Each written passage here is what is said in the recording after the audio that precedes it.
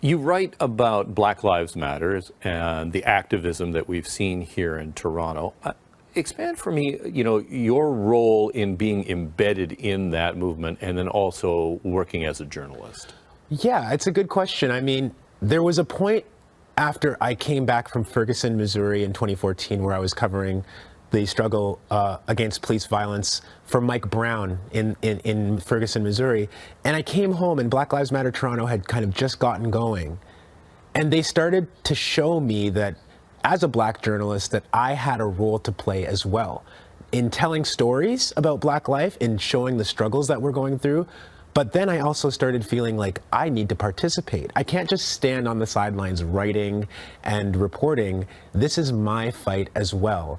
And when Black Lives Matter took over the highway, the Allen Expressway for Andrew Loku, when they demonstrated in front of the police station, when they stopped Pride, I started to realize that these were struggles for me as a black person. And so I wasn't just observing or reporting. I felt like I was part of what they were freeing up for us. You write about actually staying in the tent city. I did. And I just wondered how you squared that in terms of a journalist who sometimes, you want to be detached, but then you decided you wanted to embed yourself directly. Well, first of all, I was very disappointed in Tent City that our media didn't stick around. That was a more than 2-week-long demonstration after a black man was killed by our police and the police officer who took his life faced absolutely no charges or other consequences. There was a lot happening in Tent City. There were a lot of black people who were having other struggles in our city that weren't about Andrew, who were coming there, who were convening, and who were sharing.